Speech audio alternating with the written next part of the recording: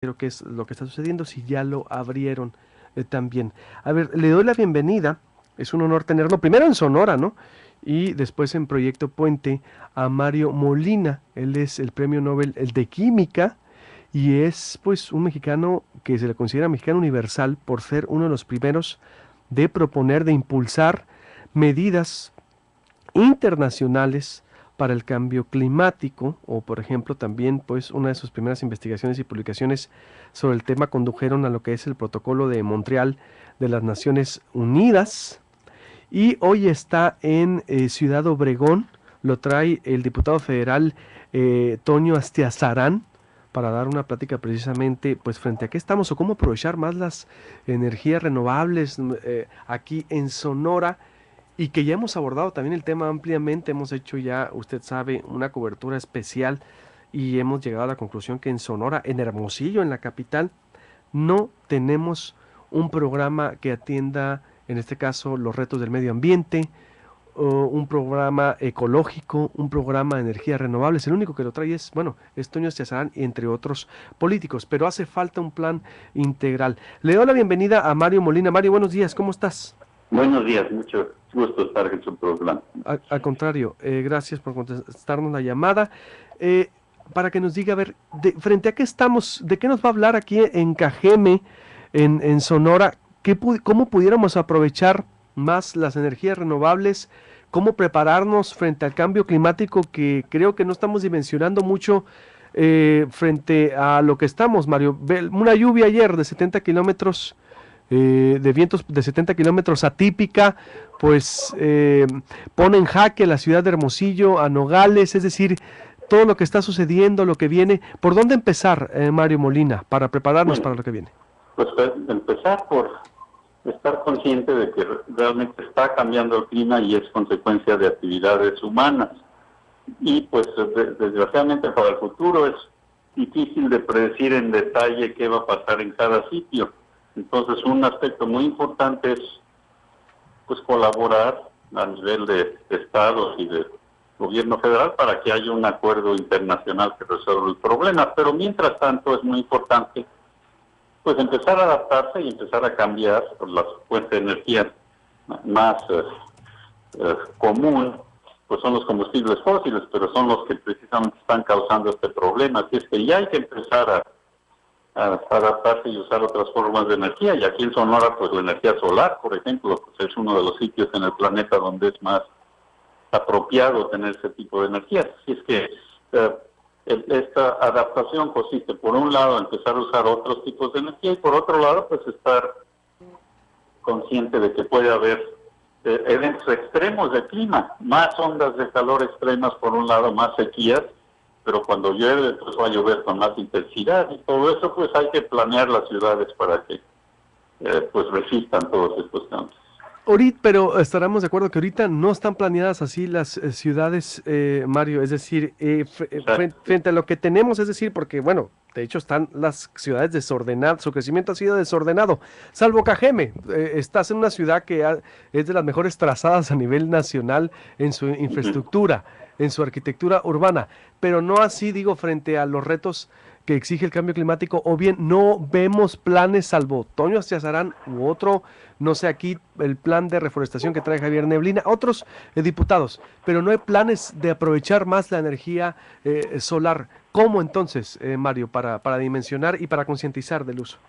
Bueno, eso, pues por un lado se requiere pues apoyo de los gobiernos federales, estatales y hasta de los municipios a veces.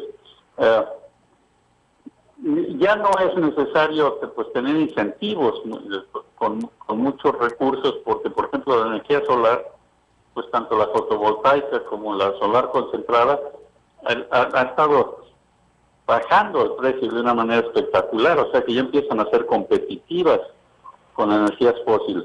Pero hay que estar muy consciente de estos cambios y empezar a planear, facilitar las inversiones que pueden ser de México o en colaboración con inversiones extranjeras, pero pues sí, ahí de plano hay que hacer ya estrategias, programas específicos para diseñar estas instalaciones.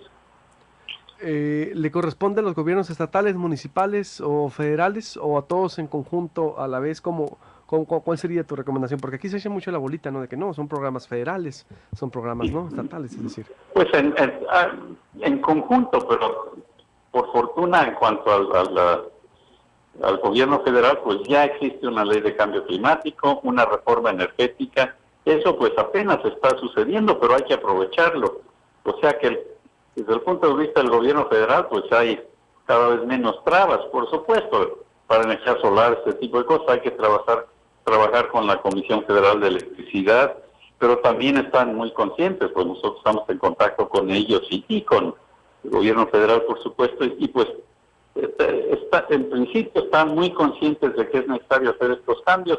A veces toman tiempo, pero esa parte yo creo que va a ser cada vez menos problema y pues hay que hacerlo a nivel estatal también. Cada estado debe tener su programa de cambio climático, ¿no?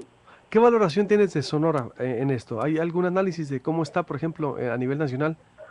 Pues yo no tengo, espero aprender en este viaje, no tengo mucha información detallada. Sí sé que hay mucho interés, que hay planes, inclusive se están construyendo algunas plantas de energía eólica y otras de energía solar, pero no tengo información del programa estatal. Espero poder aprender y pues ayudar en caso de que sea pertinente. ¿Qué nos vas a compartir ahí en Cajeme?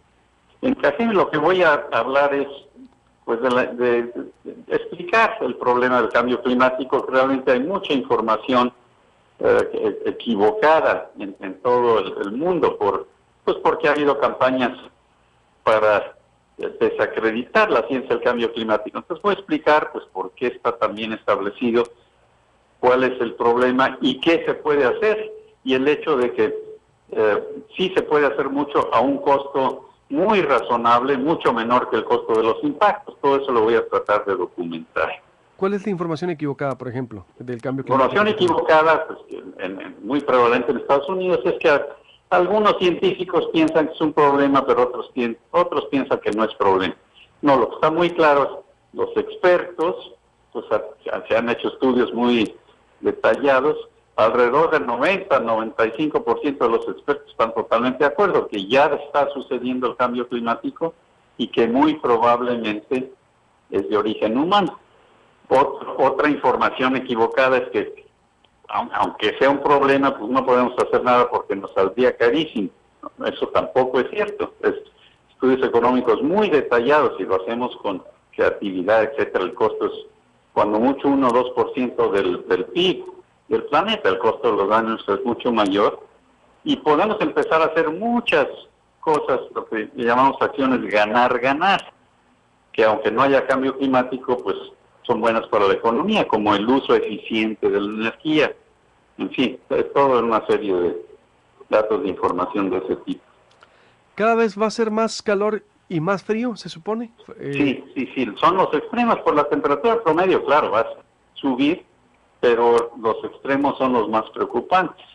Pero también lo más preocupante de todo esto es un riesgo inaceptable de que si no hacemos nada, pueden suceder pues cambios muy, muy preocupantes. No estamos seguros porque es complicado el clima, pero el riesgo está clarísimo. Entonces eso es algo totalmente inaceptable para la sociedad, tomar ese riesgo, porque pues, no tenemos más que un planeta, no podríamos hacer nada si efectivamente suceden esos desastres. Es decir, entonces, ¿qué esperamos para el próximo invierno? También más, porque este que pasó acá en Hermosillo no hizo nada de frío, por ejemplo, Mario. Sí, como estamos hablando del clima, el clima pues es el promedio del tiempo en pues, una década o más. Entonces es muy difícil de predecir qué va a pasar año con año. Inclusive también es muy difícil de predecir qué va a pasar en cada parte del país, por ejemplo. Pero en Sonora pues espera, en principio, pues que haya más sequías, más calor y que el problema de agua pues se exacerbe, que se complique todavía más, ¿no? Ese es el tipo de expectativas, ¿sí? Ese es el panorama frente a lo que ves entonces, más calor, menos agua, más problema entonces, más sequía. ¿Y cuál sería la recomendación que harías para quienes? Pues la recomendación es empezar a tomar eso en cuenta, tomar las medidas necesarias para pues tratar de resolver el problema del agua, por un lado, y por otro lado, lo que hay que hacer es ayudar a la sociedad, a los gobiernos, tanto locales como nuestro gobierno federal, a que pues hagan presión para que esto se arregle a nivel internacional, porque como sabemos es un problema global. Las emisiones en China y en Australia pues nos afectan igual que nuestras propias emisiones. Así es, nosotros podemos poner el ejemplo como país en desarrollo que lo toma el problema en serio y presionar para que el resto del planeta también lo haga. Es decir, una solución internacional frente al problema, ¿a eso te refieres? Sí, porque no lo podemos resolver nosotros nada más aquí en México. Podemos resolver el de adaptación, pero claro, es muy importante no darse por vencido y nada más adaptarse. Es muy importante tratar de que haya una reducción en las emisiones, un costo a las emisiones de los gases que están cambiando